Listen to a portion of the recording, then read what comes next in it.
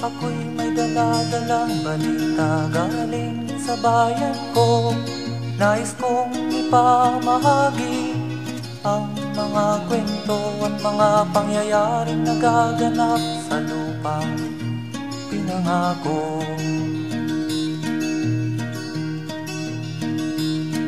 Ang lupang pinanggalingan ko'y may bahin ng dugo. May mga lorong di makalipad na sa hawlang ginto.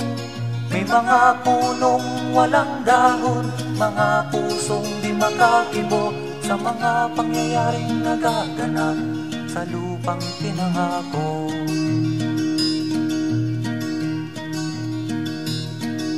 Mula nang makita ko ang lupang ito, nakita ko rin ang munting apoy sa puso ng tao.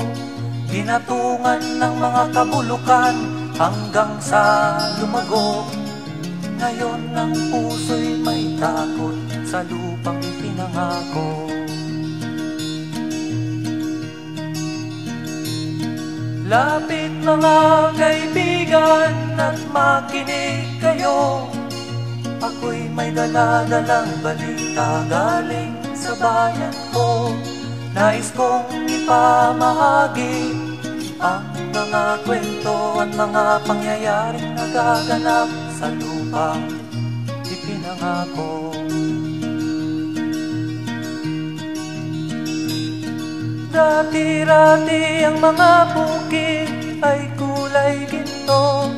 Dati-rati ang mga ibon singlaya ng tao. Dati-rati ay katahimikan ang musikang nagpapatulog sa mga batang walang muwang sa mundo.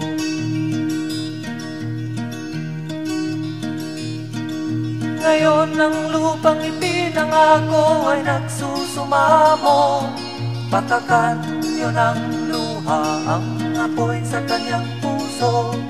Dinggin niyo ang mga sigaw ng mga puso ng taong kung inyong dadamhin kabilang sa inyo.